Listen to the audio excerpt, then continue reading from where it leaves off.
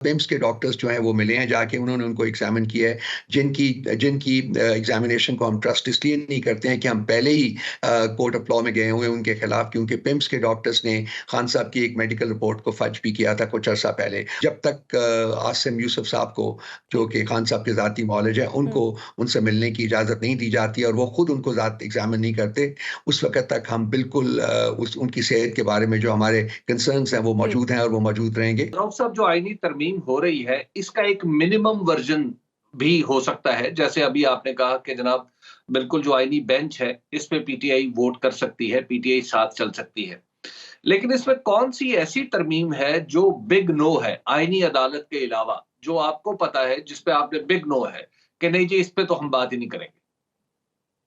देखिए, जो constitutional court जो है that's a big no, military courts जो हैं दैट्स अ बिग नो, जजेस की ट्रांसफर जो है that is a big no. हम नहीं चाहते कि जी जजेस जो हैं वो क्लार्क्स बन जाएं, वो पीएन्स बन जाएं, बिल्कुल नहीं होना चाहिए। सो ये बेसिक्स जो है ना, ये इनके ऊपर तो हम बिग नो है। कॉन्स्टिट्यूशनल कोर्ट के ऑल्टरनेट हमने अर्ज किया है कि जी कॉन्स्टिट्यूशनल बेंच बना दिया जाए, और बाकी जो चीज़ें हैं वो तो उसका तो कोई ऑल्टरनेट भी नहीं हो सकता, वो किसी सूरत में जो है वो जो हमारा जो एग्जिस्टेंट आइन है उसको हम डाइल्यूट नहीं होने देंगे। देखिए हबीब साहब, जरा थोड़ा सा इसको एक्सपैंड करते हैं। अगर आप पाकिस्तान की हिस्ट्री देखें तो आइन बना था कंसेंसस से बना था, और उसके बाद जितनी तरामीम हुई हैं उनके बारे में भी कोशिश की गई है कि वो कंसेंसस से हो, बिकॉज आइन जो है, आइन में तरमीम एक फंडामेंटल रिक्वायरमेंट होती है उसकी कि आप सब पार्टीज को, सब स्टेक होल्डर्स को ऑन बोर्ड लें। लेकिन अनफॉर्चुनेटली ये जो तरमीम हो रही है ये एक बड़े एक अजीब ही तरीके से हो रही है, जिसमें कि जो लोग ये बिल मूव करना चाहते थे उनके अपने पास भी ये बिल मौजूद नहीं था। उस रात को जब पार्लियामेंट के ऊपर शबखून ये डालने मारने की कोशिश कर रहे थे तो इनके पास अपने पास भी वो ड्राफ्ट नहीं था। तो अभी भी मुझे पता चल रहा है कि शायद इनके पास आज भी फाइनल ड्राफ्ट, हालांकि सर्कुलेट हुआ है पीपल्स पार्टी का भी ड्राफ्ट और पीएमएलएन का भी ड्राफ्ट, लेकिन मेरा ख्याल है कि ये भी शायद फाइनल नहीं है, इसमें अभी भी चेंजेस हो रही होंगी। तो हमारी इनसे यही इस्तदा होगी कि अगर कॉन्स्टिट्यूशन में अमेंडमेंट करनी है, ठीक है, ये लेजिस्लेटिव मामला है, जरूर करें, लेकिन वो तमाम जो इसके जो रिक्वायरमेंट्स हैं उनको पूरा करें, इसको पार्लियामेंट में पेश करें। वो 25 से पहले करना चाहते हैं। देखिए ना, यही मैं उसी पर आ रहा था ना कि ये इसको कमेटीज में भेजें, कमेटीज की इनपुट लें और उसके बाद पार्लियामेंट पे दोबारा लेके आए और इसके ऊपर वोट दें। लेकिन मसला ये है कि ये जो तरामीम है ये पर्सन स्पेसिफिक है और एजेंडा स्पेसिफिक है। तो ये जो है वो कॉन्स्टिट्यूशन में अमेंडमेंट करने के लिए पर्सन एंड एजेंडा स्पेसिफिक तरामीम जो है वो किसी सूरत में कबूल नहीं की जा सकती। एक दिलचस्पी कुछ शिकों में ये जाहिर हो रहा है कि एस्टेब्लिशमेंट की तरफ से भी है। क्या उन जिन शिकों से एस्टेब्लिशमेंट को दिलचस्पी है, क्या उन पर भी आपसे बात हुई है और आप जानते हैं वो शिकें कौन सी?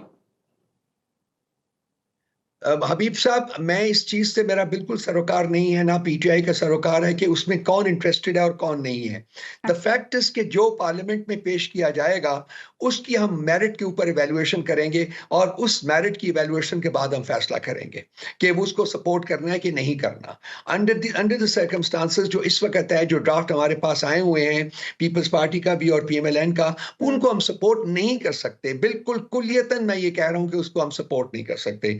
जो जेयूआई का ड्राफ्ट है, जो हमारे साथ कोलैबोरेशन के साथ उन्होंने बनाया है, उसके साथ हम चल रहे हैं और हम उम्मीद करते हैं कि वो जो फाइनल शेप में आएगा तो वो जेयूआई की रिक्वायरमेंट्स को भी पूरा करेगा और पीटीआई की रिक्वायरमेंट्स को भी पूरा करेगा, और होपफुली बाकी जो पार्टीज हैं वो भी उसके साथ एग्री कर जाए। मेरी जाती एनालिसिस ये है कि वो बिल्कुल उसके साथ एग्री नहीं करेंगे, बिकॉज उनका पर्सन स्पेसिफिक एजेंडा जो है और एजेंडा स्पेसिफिक जो उनका पार्ट है वो उसके साथ उसको पूरा नहीं होता।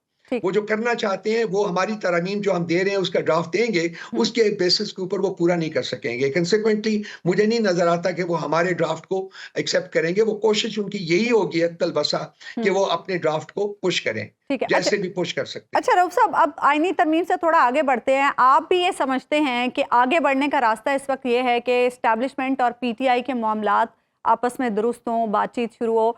22 अगस्त के बाद जो एक हम देख रहे थे या समझ रहे थे कि एक विंडो शायद ओपन हुई है बातचीत के लिए, उसमें किस हद तक मामलात आगे बढ़े हैं? गंडापुर साहब के हवाले से ये कहा जाता है कि उनका बड़ा मेन रोल है इसमें कि वो कनेक्ट कर रहे हैं, लेकिन साथ साथ आप लोगों के पार्टी के भी इख्तलाफात आ रहे हैं। गंडापुर साहब पर बहुत सारे शुकूक व शुबात का भी इजहार किया जा रहा है पार्टी रहनुमाओं की जानिब से। देखिए, गंडापुर साहब बहुत कोशिश कर रहे हैं, बहुत मेहनत कर रहे हैं। वो एक बड़े कमिटेड लीडर हैं पीटीआई के, और उनके ऊपर शकूक व शुबात का इजहार करना जो है वो इंतहाई ज़्यादती है। अनफॉर्चुनेटली कुछ ऐसी रूमर्स हैं जो फैलाई जाती हैं, उसका एक अपना मोटिव होता है, एक अपना पर्पस होता है, और वो फैलाई जाती हैं ताकि पार्टी में डाइसेंशन जो है वो क्रिएट हो, डिविजन क्रिएट हो। और ऑब्वियसली आपको पता है कि इसके पीछे जो कौन लोग हैं, किस तरीके से वो इसको ऑपरेट करते हैं। मैं उन लोगों में से हूँ, चंद लोगों में से हूँ जो कि फील करते हैं कि at the end of the day Habib साहब और इस्टेब्लिशमेंट और पाकिस्तान तहरीक इंसाफ के दरमियान एक डायलॉग जो है वो इनएविटेबल है, वो होना चाहिए। वो रियासत का इंटरेस्ट उसमें पनाह है, और उसकी वजूहात ये हैं कि पीटीआई जो है वो पाकिस्तान की सबसे बड़ी पॉलिटिकल जमात है, और इमरान खान पाकिस्तान के सबसे ज़्यादा पॉपुलर पॉलिटिकल लीडर हैं।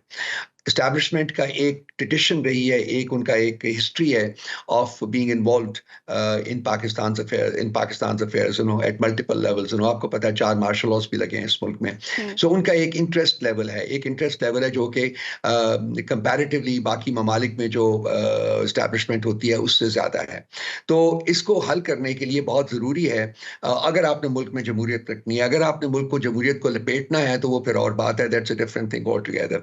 लेकिन अगर आपने मुल्क में जमहूरियत को रखनी है, उसको बढ़ने का, पनपने का मौका देना है, तो पीटीआई और एस्टैब्लिशमेंट का जो डायलॉग है वो इनएविटेबल है। उसके बगैर बात आगे नहीं बढ़ सकती, क्योंकि जो लोग इस वक्त मुल्क के ऊपर हुकूमत कर रहे हैं, इनके पास ना पॉलिटिकल रेलेवेंस है, ना पॉलिटिकल लेजिटिमेसी है, और ना ही इनके पास कॉम्पिटेंस है। अनफॉर्चुनेटली मुल्क को पिछले 40 साल से तकरीबन रूल कर रहे हैं, और आपने देखा है कि मुल्क का क्या सत्यानाश इन्होंने किया हुआ है। तो मैं उन लोगों में से हूँ जो बिलीव करता हूँ कि ये इनएविटेबल भी है, और मैं इसको रिकमेंड भी करता हूँ कि वक्त ज़ाया करने के पहले के बगैर जो है ये चाहिए कि एक टेबल के ऊपर बैठकर मुल्क के मामलात को डिस्कस करके आगे बढ़ाने की तजावीज़ जो हैं उनको फाइनलाइज किया जाए। तो ये बताइएगा रऊफ हसन साहब के अब तक इस हवाले से बहुत ख्वाहिश है, लेकिन इस हवाले से कोई बात आगे बढ़ी? एक दफा 21 और 22 अगस्त की दरमियानी रात बात आगे बढ़ी थी, कुछ लगता था कि इस बात से आगे मजीद गुफ्तगू होगी, लेकिन फिर कहाँ रुकी हुई है? रुकी तो नहीं कहना चाहिए कि रुकी हुई है, लेकिन जो लोग हैं जो इन्वॉल्व हैं वो इसको आगे बढ़ाने की कोशिश कर रहे हैं, और मेरा ख्याल है कि उन्हें हमें मार्जिन देना चाहिए, उनको हमें टाइम देना चाहिए, ताकि ये किसी नैच के ऊपर पहुंच के इसको फाइनलाइज किया जाए। बात आगे बढ़ेगी जी, बाकी आगे बढ़ भी रही है और बात आगे बढ़ेगी, उसके अलावा कुछ चारा नहीं है। ये जो लोग हुकूमत में इस वक्त मौजूद हैं, इनके पास पाकिस्तान के मसाइल का हल मौजूद नहीं है। आप देख रहे हैं कि ना इन्वेस्टमेंट आ रही है, ना पॉलिटिकल स्टेबिलिटी आ रही है, और उन दोनों चीज़ों के बगैर, जो कि इंटरडिपेंडेंट है, इनके बगैर जो है वो मुल्क में इन्वेस्टमेंट अगर नहीं होगी तो मुल्क जो है वो डिफॉल्ट की तरफ बढ़ेगा, और कोई हमारे पास ऑप्शन मौजूद नहीं है। ये जो IMF के 7 बिलियन मिलेंगे, इससे डिफॉल्ट जो है वो नहीं बच सकेगी। अच्छा, शायद मुल्क ब्रीथ करता रहे, लेकिन जो लार्जर पिक्चर है वो बड़ी ग्रूसम है, बहुत ग्रूसम है। जाते जाते ये भी बता दें, खान साहब का तिब्बी मुआयना हो गया है पाकिस्तान तहरीक इंसाफ के मुतालबे पर, क्या उनकी सेहत के हवाले से जो खदशात थे वो कम हुए हैं?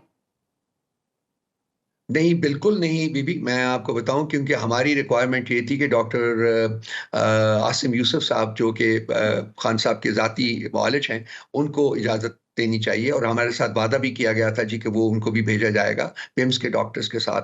डॉक्टर आसिम यूसुफ कल बडियाला के बाहर तकरीबन 7 घंटे 6.5 घंटे उन्होंने इंतज़ार किया है, और शाम को 5 बजे उन्हें बताया गया है कि जी आपको मिलने की इजाज़त नहीं दी गई। उसके बाद पिम्स के डॉक्टर्स जो हैं वो मिले हैं जाके, उन्होंने उनको एग्जामिन किया है, जिनकी एग्जामिनेशन को हम ट्रस्ट इसलिए नहीं करते हैं कि हम पहले ही कोर्ट ऑफ लॉ में गए हुए उनके खिलाफ, क्योंकि पिम्स के डॉक्टर्स ने खान साहब की एक मेडिकल रिपोर्ट को फर्ज भी किया था कुछ अर्सा पहले, और उसी के ऊपर हमारा उनके खिलाफ मुकदमा जो है इस वक्त अदालत में पेंडिंग है। सो उनकी जो रिपोर्ट आई है उसको हम ट्रस्ट नहीं करते। इस सिलसिले में मैंने कल भी अपना बयान दिया था, कल भी मैंने कहा है, और वो आया भी हुआ है, एक्सटेंसिवली कवर भी हुआ है, कि जब तक आसिम यूसुफ साहब को, जो कि खान साहब के ज़ाती मौलिज है, उनको उनसे मिलने की इजाज़त नहीं दी जाती और वो खुद उनको ज़ात एग्जामिन नहीं करते, उस वक्त तक हम बिल्कुल उनकी सेहत के बारे में जो हमारे कंसर्न्स हैं वो मौजूद हैं और वो मौजूद रहेंगे। इस सिलसिले में नौरीन न्याजी साहिबा, जो कि खान साहब की बहन है, उन्होंने भी कल 2-3 प्रोग्राम्स में आए हैं वो, और उन्होंने बात की है, और उनकी कंटेंशन भी, उनकी फैमिली की कंटेंशन भी बिल्कुल वही यही है जो कि मैंने अर्ज की है।